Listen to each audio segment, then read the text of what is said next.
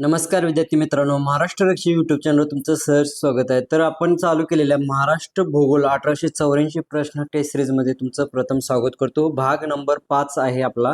तर मित्रांनो, आज आपण 401 ते 500 प्रश्न पाहणार आहोत। 100 प्रश्न कव्हर करणार आहोत। प्रश्न पाहूया आपण 401।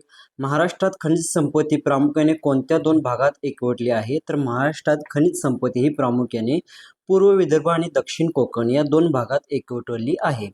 प्रश्न क्रमांक 402 पाहू आपण। मॅग्नीज उत्पादनात महाराष्ट्राचा भारतात कितवा क्रमांक लागतो? तर मॅग्नीज उत्पादनात महाराष्ट्राचा भारतात पहिला क्रमांक लागतो।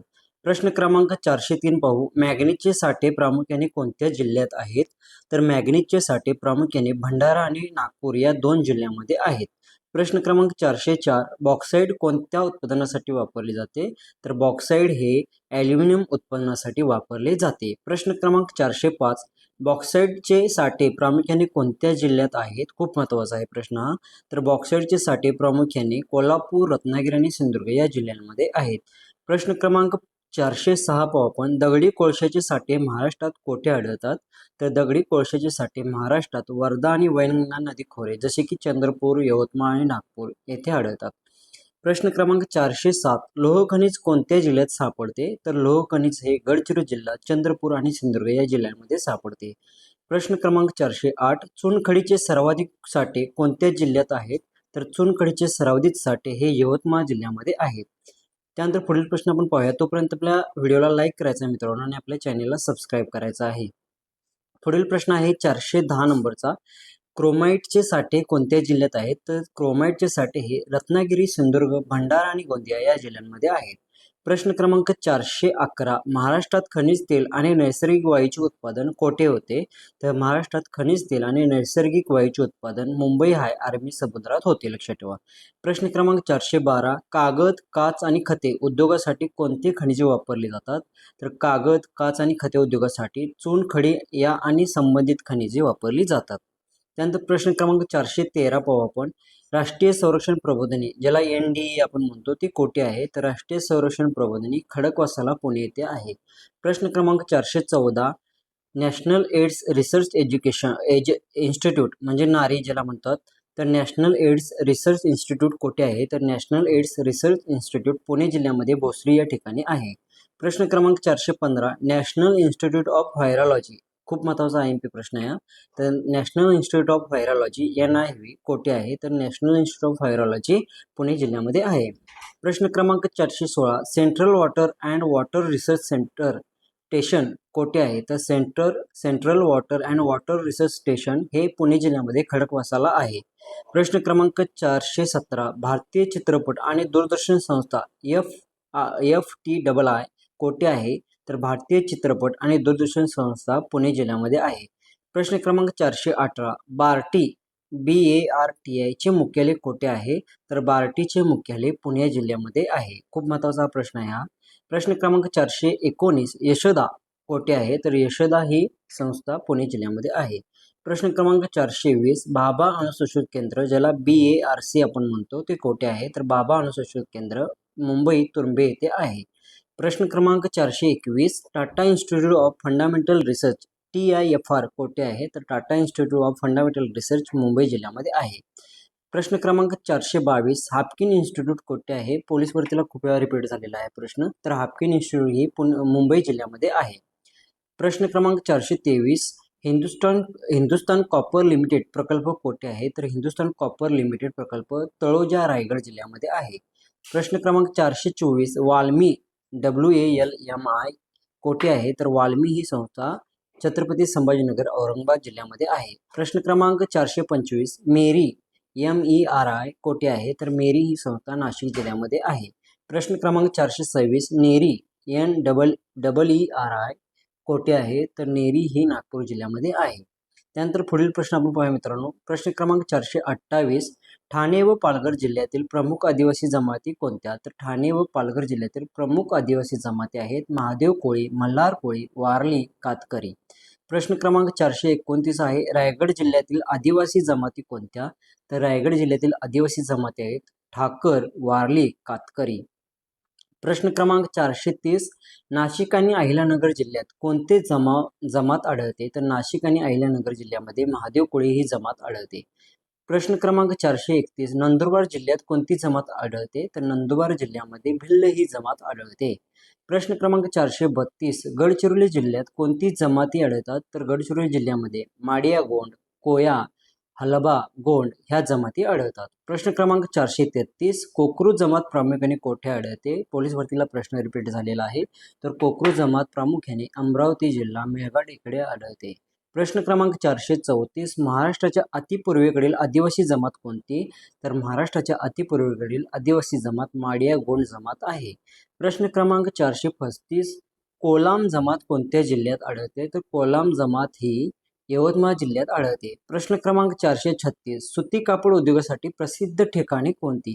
तर सुती कापड उद्योगासाठी प्रसिद्ध ठिकाणे आहेत मुंबई, नागपूर, सोलापूर, इचलकरंजी. प्रश्न क्रमांक 437, मॅग्नीज शुद्धीकरण कारखाने कोठे आहेत? तर मॅग्नीजचे शुद्धीकरण कारखाने हे तुमसर, भंडारा आणि कन्हान, नागपूर या जिल्ह्यामध्ये आहेत. प्रश्न क्रमांक 438, कागद गिरण्या कोठे आहेत? तर कागद गिरण्या ह्या चंद्रपूरमध्ये बल्लारपूर आणि नागपूरमध्ये कन्हान या ठिकाणी आहेत. प्रश्न क्रमांक 439, रसायन उद्योगासाठी प्रसिद्ध ठिकाणे कोणती? तर रसायन उद्योगासाठी प्रसिद्ध ठिकाणे आहेत रसायनी पनवेल रायगड येथे आणि तुर्बे नवी मुंबई येथे. त्यानंतर प्रश्न क्रमांक 440, खत कारखाने कोठे आहेत? तर खत कारखाने हे थळ, वायशेत रायगड जिल्ह्यामध्ये आणि तुर्भे नवी मुंबई जिल्ह्यामध्ये आहेत. प्रश्न क्रमांक 441, मोटार वाहन निर्मिती उद्योग कोठे आहे? तर मोटार वाहन निर्मिती उद्योग पुणे, पिंपरी चिंचवड येथे आहे. प्रश्न क्रमांक 442, अभियांत्रिक उद्योगासाठी प्रसिद्ध ठिकाणे कोणती? तर अभियांत्रिक उद्योगासाठी प्रसिद्ध ठिकाणे आहेत मुंबई, पुणे, कोल्हापूर. त्यानंतर पुढील प्रश्न आपण पाहूया. प्रश्न क्रमांक 443, साखर उद्योगाचे सर्वाधिक प्रमाण कोठे आहे? तर साखर उद्योगाचे सर्वाधिक प्रमाण हे पश्चिम महाराष्ट्रात आहे. प्रश्न क्रमांक 444, महाराष्ट्रात कागद गिरण्या प्रामुख्याने कोठे आहेत? तर महाराष्ट्रात कागद गिरण्या मुंबई, नागपूर, बल्लारपूर, चंद्रपूर, इगतपुरी, नाशिक या ठिकाणी आहेत. त्यानंतर पुढील प्रश्न पाहूया. तो पण आपल्या व्हिडिओला लाईक करायचा आहे आणि चॅनेलला आपल्या सबस्क्राईब करायचं आहे. पुढील प्रश्न आहे 446, महाराष्ट्रात जहाज बांधणीचा मुख्य केंद्र कोठे आहे? तर महाराष्ट्रात जहाज बांधणीचे मुख्य केंद्र आहे मुंबई, माझगाव. त्यानंतर प्रश्न 447, रेल्वे इंजिन निर्मितीचा कारखाना कोठे आहे? तर रेल्वे इंजिन निर्मितीचा कारखाना मुंबई या जिल्ह्यामध्ये आहे. प्रश्न क्रमांक 448, चलनी नोटा व पोस्टकार्ड यांचा कारखाना कोठे आहे? तर चलनी नोटा व पोस्टकार्ड याचा कारखाना नाशिक जिल्ह्यामध्ये आहे. प्रश्न क्रमांक 449, लाकूड कटाईची कारखाने प्रामुख्याने कोठे आढळतात? तर लाकूड कटाईची कारखाने प्रामुख्याने चंद्रपूर जिल्ह्यामध्ये बल्लारपूर व नागपूर येथे आढळतात. प्रश्न क्रमांक 450, आगपेटीचा कारखाना कोठे आहे? तर आगपेटीचा कारखाना ठाणे जिल्ह्यामध्ये अंबरनाथ या ठिकाणी आहे. प्रश्न क्रमांक 451, नाणी कोठे तयार केली जातात? ज्याला टाकसाळ असे म्हणतो नाणी तयार केलेल्या जागेला, तर टाकसाळ ही मुंबई जिल्ह्यामध्ये तयार केली जातात. प्रश्न क्रमांक 452, महाराष्ट्रातील पहिला साखर कारखाना कोठे व कधी सुरू झाला? तर महाराष्ट्रातील पहिला साखर कारखाना लोणी बुद्रुक, पवरानगर, अहिल्यानगर येथे 1950 मध्ये सुरू झाला. प्रश्न क्रमांक 453, सांगली जिल्ह्यातील कोणते ठिकाण लोखंडी अवजारासाठी प्रसिद्ध आहे? तर किर्लोस्करही हे ठिकाण सांगली जिल्ह्यातील लोखंडी अवजारासाठी प्रसिद्ध आहे. प्रश्न क्रमांक 454, भारताचे मँचेस्टर कोणत्या शहराला म्हटले जाते? तर भारताचे मँचेस्टर मुंबई या शहराला म्हटले जाते. प्रश्न क्रमांक 455, हिमृशालीसाठी कोणते शहर प्रसिद्ध आहे? तर हिमृशालीसाठी औरंगाबाद जिल्हा, ज्याला आपण छत्रपती संभाजीनगर म्हणतो, ते प्रसिद्ध आहे. प्रश्न क्रमांक 456, पितांबर व पैठणीसाठी कोणती ठिकाणे प्रसिद्ध आहेत? तर पितांबर व पैठणीसाठी येवला, नाशिक व पैठण, छत्रपती संभाजीनगर ही ठिकाणे प्रसिद्ध आहेत. प्रश्न क्रमांक 457, चादर उद्योगासाठी कोणते शहर प्रसिद्ध आहे? तर चादर उद्योगासाठी सोलापूर जिल्हा प्रसिद्ध आहे. प्रश्न क्रमांक 458, लाकडी खेळणी उत्पादनासाठी प्रसिद्ध ठिकाण कोणते? तर लाकडी खेळणी उत्पादनासाठी सावंतवाडी सिंधुदुर्ग जिल्ह्यातील प्रसिद्ध ठिकाण आहे. प्रश्न क्रमांक 459, चर्म उद्योगासाठी कातडी वस्तू प्रसिद्ध ठिकाण कोणते? तर चर्म उद्योगासाठी चामड्यांचा जो धंदा असतो, ज्याला चपला वगैरे तयार करतो, त्यासाठी कुठलं ठिकाण प्रसिद्ध आहे? तर कोल्हापूर जिल्हा प्रसिद्ध आहे, कोल्हापूरची चप्पल. त्यानंतर 460 नंबरचा प्रश्न, तांब्या पितळी भांड्यासाठी कोणते ठिकाण प्रसिद्ध आहे? तर तांब्या पितळी भांड्यासाठी नाशिकमधले सिन्नर व भंडारा जिल्हा प्रसिद्ध आहे. प्रश्न क्रमांक 461, तांदळाच्या गिरण्या कोणत्या जिल्ह्यात सर्वाधिक आहेत? तर तांदळाच्या गिरण्या गोंदिया जिल्ह्यामध्ये सर्वाधिक प्रसिद्ध आहेत. त्यानंतर पुढील प्रश्न आपण पाहूया. प्रश्न क्रमांक 463, सीताफळ उत्पादनासाठी प्रसिद्ध ठिकाण कोणते? तर सीताफळ उत्पादनासाठी प्रसिद्ध ठिकाण आहे दौलताबाद, छत्रपती संभाजीनगर. प्रश्न क्रमांक 464, स्ट्रॉबेरी उत्पादनासाठी कोणते ठिकाण प्रसिद्ध आहे? तर स्ट्रॉबेरी उत्पादनासाठी महाबळेश्वर, सातारा हे ठिकाण प्रसिद्ध आहे. प्रश्न क्रमांक 465, चिक्कूसाठी प्रसिद्ध घोलवड कोणत्या जिल्ह्यात आहेत? तर चिक्कूसाठी प्रसिद्ध हे घोलवड डहाणू, पालघर जिल्ह्यामध्ये आहे. प्रश्न क्रमांक 466, संत्री उत्पादनासाठी प्रसिद्ध शहर कोणते? तर संत्री उत्पादनासाठी नागपूर शहर प्रसिद्ध आहे. प्रश्न क्रमांक 467, केळी उत्पादनासाठी प्रसिद्ध ठिकाणे कोणती? तर केळी उत्पादनासाठी जळगाव, पालघरमधील वसई आणि भुसावळ ही प्रसिद्ध ठिकाणे आहेत. प्रश्न क्रमांक 468, अंजीर उत्पादनासाठी प्रसिद्ध ठिकाण कोणते? तर अंजीर उत्पादनासाठी पुणे जिल्ह्यातील राजेवाडी हे प्रसिद्ध ठिकाण आहे. प्रश्न क्रमांक 469, मोसंबी उत्पादनासाठी प्रसिद्ध ठिकाण कोणते? तर मोसंबी उत्पादनासाठी अहिल्यानगर जिल्ह्यातील श्रीरामपूर हे प्रसिद्ध ठिकाण आहे.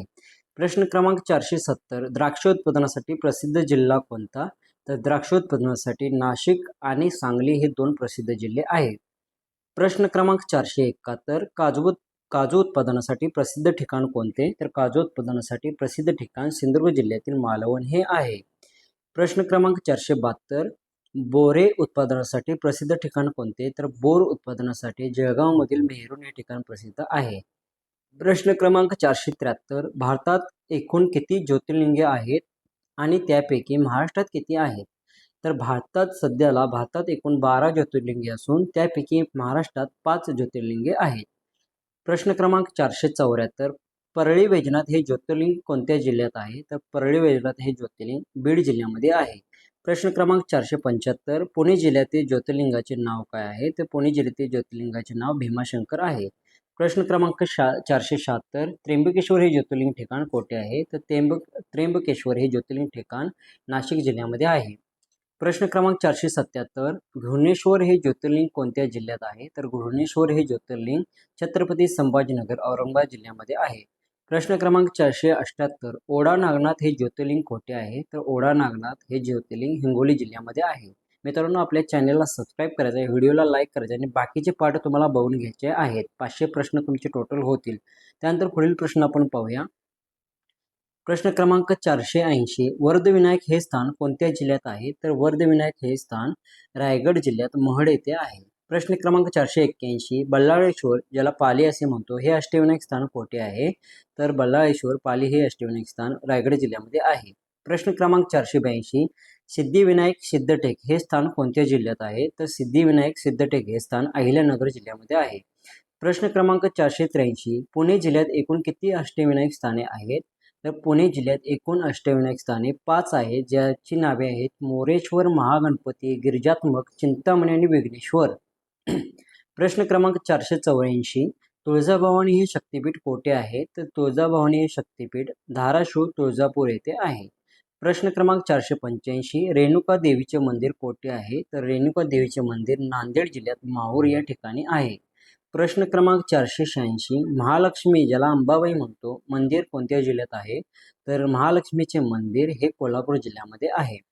प्रश्न क्रमांक 487, 3.5 शक्तिपीठापैकी अर्धपीठ कोणते मानले जाते?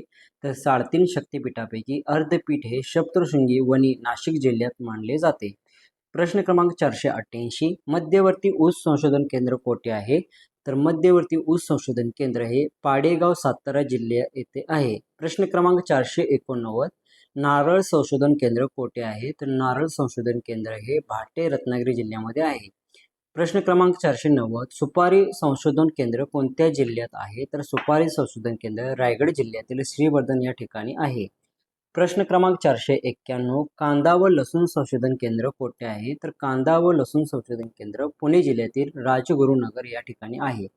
प्रश्न क्रमांक 492, राष्ट्रीय लिंबूवर्गीय फळ संशोधन केंद्र कोठे आहे?